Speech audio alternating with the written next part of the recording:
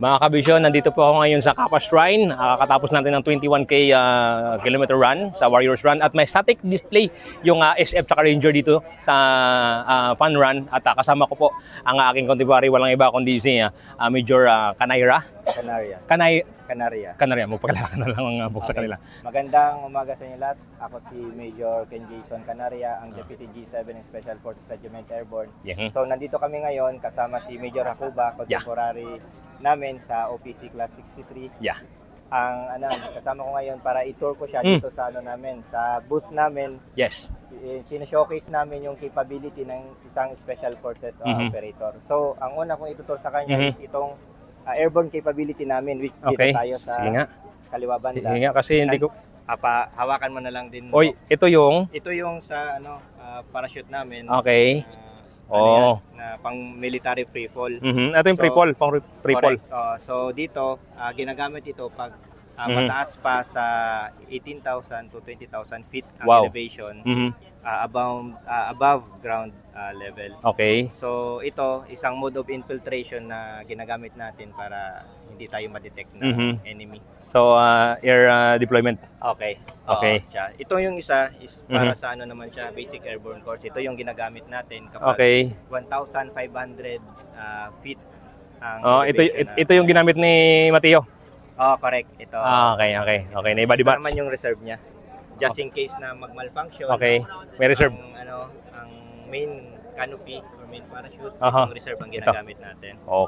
So, yan yung isa sa mode of... So, ito talaga yung expertise, yung capability ng SF natin? Correct, Bok. Bali, capability champion ng Special Forces itong airborne. Wow. Talagang hindi ko na to, but kaya ko pa kaya? Kaya kung yan siya. Hindi, kailangan ba namatay yun? Anyways, kailangan talaga namatay yun. So ano pa yung ibibida mo dito sa akin? Yung isa is yung dito naman sa combat diver naman. Ito yung equipment natin, yung compass. Ito yung BCD. BCD device. BCD, ano yung BCD? Yung ito. Yung parang tangke. Oxygen. Buoyancy control device. BCD. Yung mask niya, ito. Yan. Ito ang kadalasan na ginagamit talaga ng diver. Water insertion natin. Nasuot ko na to nung pag-diving namin doon sa sa Maguindanao din. Kami ni Sir Langob. Yung pins niya. Yan. May pins na kami. Wow. So, yan isa sa mode of infiltration, which is yung isa is yung riverine operation. Riverine operation. Through water naman na infiltration. Wow. Dito naman tayo sa mga yung parati nating ginagamit, yung R4. Ito yung R4. Parati R4. mong nagagamit. Ito yung issue ko noon natin. Tapos yung M24. Ito yung sniper rifle. Correct. Wow. Haba. Ito rin yung isa, DMR, Designated Marksman Rifle. So pang din siya, pang snipe din siya. Sniping rifle din siya. Pang marksman talaga siya na Wow. 5.56 din to? Ito 5.56 din to? 7.62.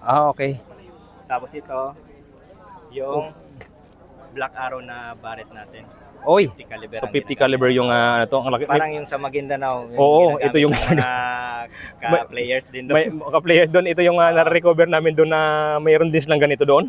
Ang bira mga improvise. May bala ka ba nito na wala.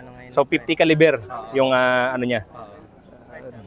At tumatama pa ito. Ito yung gamit ni Sir Alshawata eh.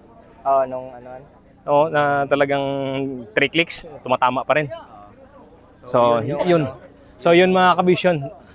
Thank you so much. Bok, sa pag-tour dito sa akin. Actually, nami-miss ko lahat ng ito. Hindi ko kasi nakikita, kaya thank you for refreshing my mind na ito yung mga equipment natin.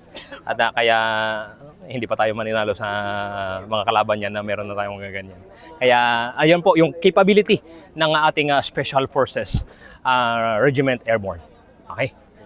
Thank you, sir. Thank you. So, this is your Captain Blind, ang bulag ng may kita. Thank you to God be the glory.